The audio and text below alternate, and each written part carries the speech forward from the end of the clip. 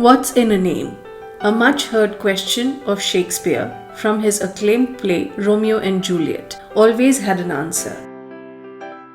The importance of a name was diverse in answers. Nevertheless, it was often agreed that a name is nothing but an identity, the first door to one's uniqueness. So we name everything, every day, every new thing in this world is given appropriate names: the newborns, new businesses, artworks, literature, equipment, vehicles, and so forth. As usual, as everything else, the newly launched vessels also get names. Almost every watercraft, be it civilian or military, ceremonially named before being launched into the water. However, unlike the casual naming of vehicles on land, at sea the process of naming a vessel is a colorful event. The answer to why and how ships are named enthusiastically is filled with several interesting facts. History and significance of ship naming. The tradition of naming ships ceremonially dates back to thousands of years. While every other decision on the building of a ship is purely scientific, the decision on naming a ship has often taken considering beliefs, customs, and even superstitions. Traditionally, the naval community believed that the name of a ship has a great role in bringing good fortune and safety to the vessel, its crew, and passengers.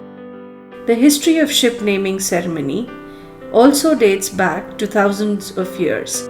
There are several pieces of evidence suggesting the naval community in Babylonia used to perform ship launching and naming ceremony in the 3rd millennium BC. Similarly, mariners from Rome, Egypt, and Greece had conducted christening ceremonies to seek help from their gods to protect their vessel before starting the first voyage. While every civilization had its own traditions regarding naming vessels, during the Viking Age, ship launching was marked by the spilling of blood, and during and post the medieval age, the wine was offered to replace blood. How are ships named? The procedures and practices involved in the naming of a ship have evolved over the centuries. At present, the ships are named during the ceremonial ship launching, observed as a public celebration, as well as a solemn blessing after completing the construction of the ship. On the day of ship launching, the ships will be decorated with flags and colorful ribbons, and the celebration is accompanied by the performance of musicians. Though there is no formal procedure to name a ship, usually the ceremony begins during the launching of the vessel. Just before the launching, the vessel's godmother, another traditional practice in which a female civilian sponsors a vessel to wish good luck in safe journey, smash a champagne bottle on the bow of the ship. For big cargo ships, bottle breaking arrangements are made such that the bottle will smash the ship's side by a press of button or cutting of rope. The christening ceremony will see the ship's name is being officially revealed in front of the invited audience. The ship officers and crew will be dressed up for the occasion and usually offer the bottle to the godmother for breaking it into the vessel. While naming a civilian ship is solely a matter in the hands of its owner, the procedures to select a name for a new military vessel is different from countries to countries. Earlier, most of the civilian ships were named after goddesses and other mythological figures. The practice later changed as owners started to name their ships after female names that are important in their life. The ship naming conventions of countries with naval powers are followed in order to select a name for a new naval vessel. For instance, vessels of the US Navy are named by the Secretary of the Navy under the direction of the President in line with the written rules for naming different categories of ships. The names given by US Navy ships include prominent geographical locations, names borne by previous remarkable ships, names of naval leaders, national figures, and also deceased members of the Navy and Marine Corps who had been honored for their contribution to the nation.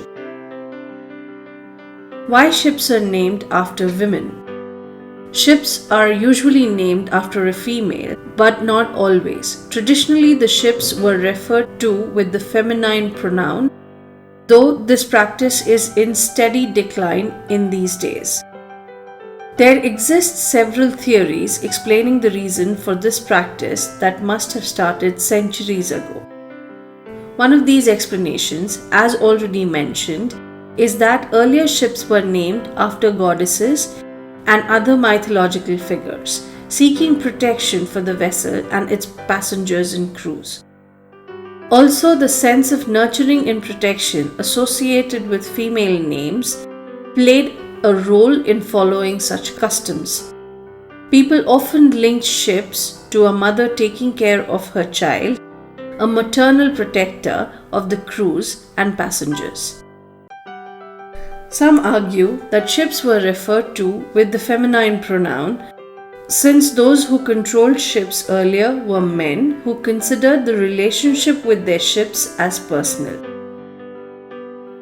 Considering the linguistic aspect, some have argued that the idea of a ship being considered a female became embedded in maritime tradition because of the Latin word for ship, navis, which is feminine.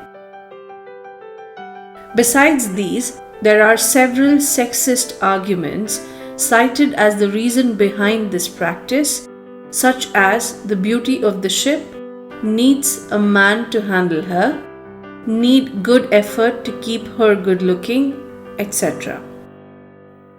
Whatever the reason behind, the ships, especially civilian vessels, have been named after a female most of the time in the past.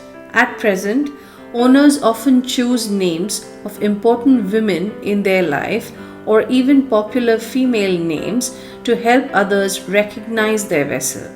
However, modern times have witnessed a significant decline in this practice thanks to the feminist language reform.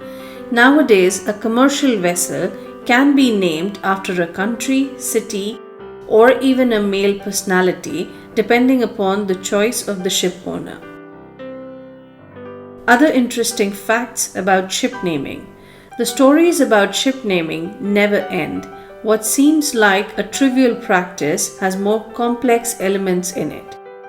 One can find the name of a vessel in several places on the ship. The owners of the vessel are directed to print the name of the vessel on both the port side and starboard bow and the superstructure.